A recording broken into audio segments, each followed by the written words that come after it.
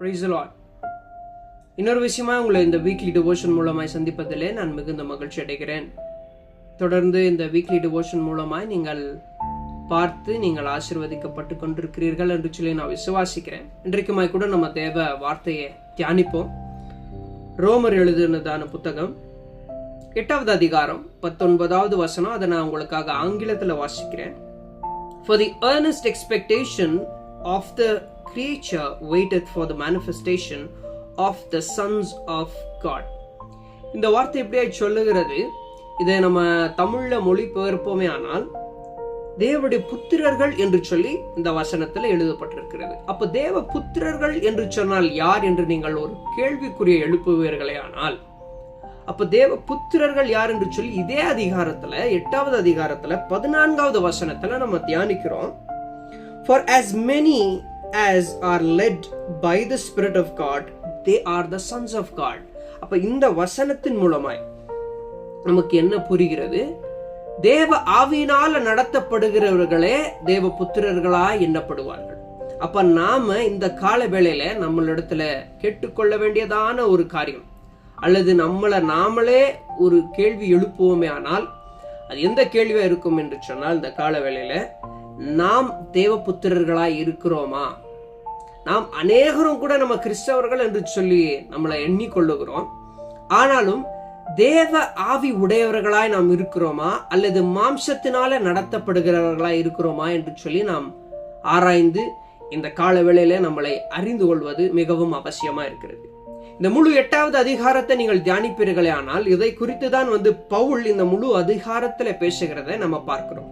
இந்த முழு அதிகாரமும் என்ன பத்தி பேசுறதுன்னு பாத்தீங்கன்னா, மாம்சத்தினால நடத்தப்படுகிறதும் ஆவினால நடத்தப்படுகிறதும் குறித்து பவுல் தெளிவா இந்த இடத்துல பேசுகிறத நம்ம பார்க்கிறோம். இது ஒரு மிக வல்லமையான ஒரு புத்தகம் என்று நான் சொல்லுவேன். புதிய ஏற்பாட்டுல ரோமர் எழுதினதான புத்தகம் மிகவும் ஒரு வல்லமை உடையதான ஒரு புத்தகமா இருக்கிறது என்று சொல்லி நம்ம பார்க்கிறோம். முழு சுவிசேஷமும் அடங்கின ஒரு புத்தகம் எந்த புத்தகம் என்று சொல்வோமே ஆனால் அது ரோமர் எழுதினதான புத்தகம் தான். அப்போ இந்த 8வது அதிகாரம் ரொம்ப வல்லமையா நமக்கு இந்த புத்தகம் நம்ம இடத்துல பேசக்கூடியதா இருக்கிறது. இந்த முழு அதிகாரத்தை நீங்கள் தியானிப்பீர்களே ஆனால் உங்களுக்கு ஒரு தெளிவான ஒரு புரிதல் வரும். அது என்ன புரிதல்னா, ஆவினால நடத்தப்படுவது என்று சொன்னால் என்ன, அப்பொழுது மாம்சத்தினால நடத்தப்படுவது என்று சொன்னால் என்ன என்கிறத நம்ம முழுசா இந்த நம்மில அநேகரும் கூட இந்த புத்தகத்தை வாசிக்கும் போது ஒரு சில வசனங்களை மாத்திரம் நம்ம கோடிட்டு ரொம்ப ஃபேமஸான ஒரு வார்த்தையை மட்டும்தான் நம்ம நமக்கு ஏத்த வண்ணமா நம்ம இதுல இருந்து நம்ம எடுத்துக்குவோம். உதாரணத்துக்கு சொல்ல போனீங்கன்னா, ரோமர் 8வது அதிகாரம் 28வது வசனம் எல்லாரும் அறிந்த ஒரு வசனம். அதை நான் உங்களுக்காக வாசிக்கிறேன். We know that all things work together for good to them that love God, to them who are called according to his purpose. இந்த வார்த்தையை மாத்திரம் நம்ம எடுத்துக்குவோம். அது மாத்திரம் இல்லாமல் அப்படியே நீங்க கடைசி வசனம் வரைக்குமா நீங்க அப்படியே வாசிச்சுட்டே வந்தீங்கன்னா, கிறிஸ்துவின் அன்பை விட்டு நம்மை பிரிப்பவன் யார் என்று சொல்லி அந்த வசனம் ரொம்ப ஃபேமஸான ஒரு வசனம். அதை மாத்திரம் நம்ம கோடிட்டு நமக்கு ஏற்ற வண்ணமாய் அதை நம்ம தியானிக்கிறவர்களா இருக்கிறோம். நம்மள அநேகரும் கூட இந்த கால வேளையில புரிந்து கொள்ள வேண்டியதான ஒரு காரியம், தேவ ஆவியானவர் நமக்குள் இருப்பாரே என்று சொன்னால் அது எப்படியான ஆவியானவராய் இருக்கிறார் என்று சொல்லி நீங்க இங்க வாசிக்கிறோம். 15வது வசனம். For ye have not received the spirit of bondage again to fear, but ye have received the spirit of adoption whereby we cry Abba Father. இந்த வசனத்துல எப்படி போட்டிருக்கு பாருங்க. இனி நீங்கள் பயமுடைய ஆவி உடையவர்களா இல்லாமல் நீங்க ஸ்பிரிட் ஆஃப் அடாப்ஷன் எழுதப்பட்டிருக்கிறது இங்க. அதாவது ஸ்பிரிட் ஆஃப் அடாப்ஷன் தத்தெடுக்கிற ஆவி உடையவர்களா இருக்கிறீங்க. We cry Abba Father. இனி எனக்கும் தகப்பனுக்கும் ஒரு வேலியானது ஒண்ணு கிடையாது. கிறிஸ்துவின் மூலமா நான் இப்ப நேராய் தகப்பன் இடத்துல போக முடியும். அப்பா ஃபாதர் என்று அவர் நான் அழைக்க முடியும். நான் அநேக நேரத்துல ஜெபத்துல நான் பேசுவதான காரியம் இதுதான். அந்நியர்களாயிருந்த எங்களையுமாய் கூட தகப்பனே, இன்றைக்கு உம்மை அப்பா பிதாவே என்று அழைக்கக்கூடியதான புத்திர ஸ்வீகாரத்தை எங்களுக்கு கொடுத்திருக்கிறீர் அப்பா, அந்த கிருபைக்காக நன்றி என்று சொல்லி நான் ஜெபிப்பது உண்டு. அதே போலதான் நம்ம இந்த வசனத்துல நாம் தியானிக்கிற பொழுது நாம் அறிந்து கொள்ளுகிறதான காரியம், நாம் தேவனுடைய ஆவி உடையவர்களாய் இருக்க வேண்டியது மிகவும் அவசியமா இருக்கிறது. சுவிசேஷத்தை அறிந்த நாம், இந்த முழு புத்தகமுமே புதிய ஏற்பாட்டுல சுவிசேஷத்தை பத்தி தான் பேசுது. அப்ப அதே போல இந்த அதிகாரத்துல முதல் 2 வசனத்தை இங்க வாசிச்சீங்கனாலே அது அவ்வளவு ஒரு வல்லமையான ஒரு வார்த்தைகளா இருக்கிறது. There is therefore now no condemnation to them which are in Christ Jesus, who walk not after the flesh but after the Spirit. மாம்சத்தின்படி நடவாமல் ஆவியின்படி நடப்பவர்களே கிறிஸ்துவின் நிமித்தமாய் உங்களுக்கு கண்டம்னேஷன் கிடையாது அப்படின்னு இந்த வார்த்தையில சொல்லுது. For the law of the Spirit of life in Christ Jesus hath made me free from the law of sin and death. பாவத்திலையும் மரணத்திலையும் நான் மரித்து கிறிஸ்துவுக்குள்ள உயிர் பெற எனக்கு எனக்கு எனக்கு ஒரு உந்துதலா இருப்பது தேவ ஆவிதான். தேவ ஆவியினால நடத்தப்படுகிறவர்களே தேவ புத்திரர்கள் என்று சொல்லி அழைக்கப்படுவார்கள் என்று சொல்லி இந்த வசனத்துல நம்ம தியானிக்கிறோம்.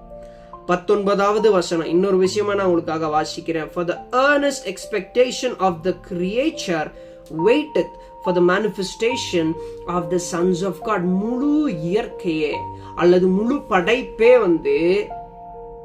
தேவ புத்திரர்கள் வெளிப்படுத்தும்படியாய் காத்திருக்கிறது. It is waiting for the manifestation of the sons of God. தேவனுடைய புத்திரர்கள் வெளிப்படும்படியாய் இந்த இந்த படைப்பானது காத்திருக்கிறது என்று சொல்லி எழுதப்பட்டிருக்கிறது. அப்போ படைப்பினிடத்துல அந்த காத்திருப்பின் அந்த வெயிட்டிங் பீரியடுக்காக நாம we are preparing ourselves. அப்போ கிறிஸ்துவுடைய ஆவி உடையவர்களாய் நாம் இருப்போமே ஆனால், தேவ ஆவினால நாம் நடத்தப்படுகிறவர்களாய் இருப்போமே ஆனால் நாம் என்னத்தை எதிர்பார்க்க முடியும் என்று சொல்லி இங்க 36வது வசனம் எழுதி இருக்கிறது பாருங்க. As it is written, for thy sake we are killed all the day long, we are counted as sheep for the slaughter. Nay, in all these things we are more than conquerors through him that loved us.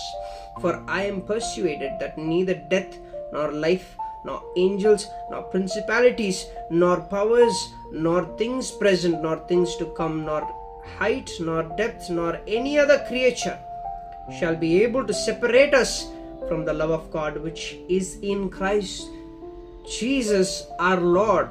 அப்போ கிறிஸ்துவுடைய ஆவினால நடத்தப்படுகிறவர்களா இருப்போமே ஆனால் நம்மை கிறிஸ்துவுடைய அன்பை விட்டு பிரிப்பது எதுவுமே முடியாது என்று சொல்லி எழுதியிருக்கிறது.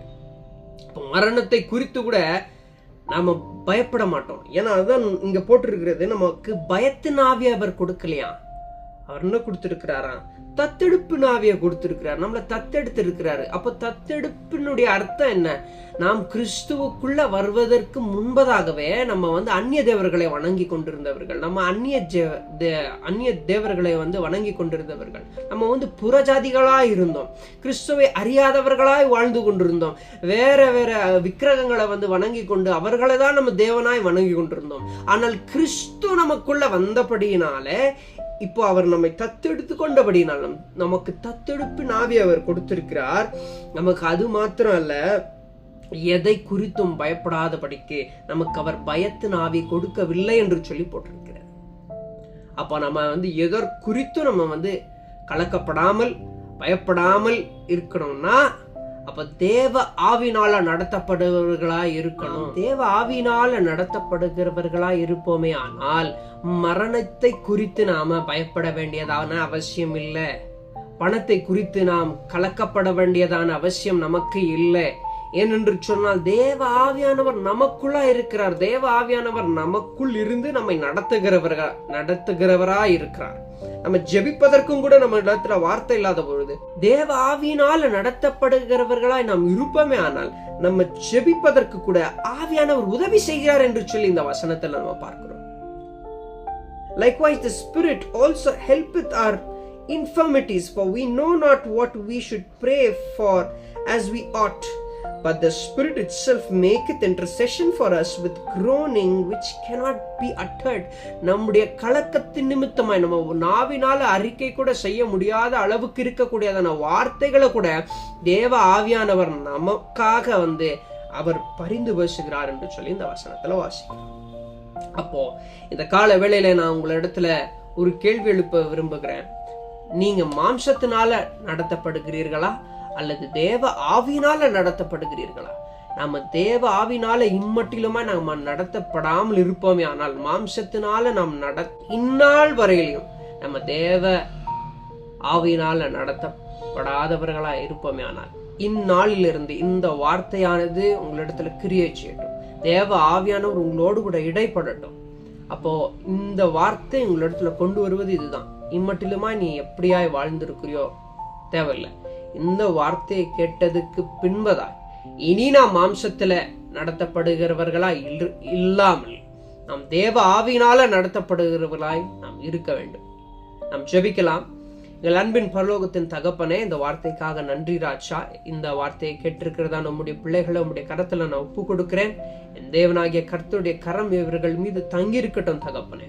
இனி இவர்களை நடத்தப்படுகிறதான காரியங்கள் தகப்பனே அவர்களுடைய சுய சிந்தை இல்லாதபடிக்கு, மாம்சத்தினால இவர்கள் நடத்தப்படாதபடிக்கு தகப்பனே தேவ ஆவியானவரின் மூலமாய், தேவ ஆவியினுடைய அப்பா தகப்பனே ஞானமுடையவர்களாய் இவர்களை நீர் மாற்றுவீராக என்று சொல்லி நான் ஜெபிக்கிறேன். தேவ ஆவியானவர் இவர்களை வழி நடத்துன்றதும் தகப்பனே உம்முடைய ஆவியை கொண்டு இவர்கள் பலப்பட அப்பா இந்த உலக பிரகாரமான பயத்திலிருந்து இவர்கள் வழி விலகி அப்பா உம்முடைய அப்பா தகப்பனே ஆவியினால நடத்தப்படுகிறவர்களாய் இவர்கள் மாற நீங்க உதவி செய்யுங்க. எல்லா துதியும் கனமும் மகிமையும் ஒருவருக்கே செலுத்துகிறோம். ஆண்டவராகிய இயேசு கிறிஸ்துவின் நாமத்தினால ஜெபிக்கிறோம் எங்கள் ஜீவனுள்ள நல்ல கர்த்தாவே. ஆமென், ஆமென்.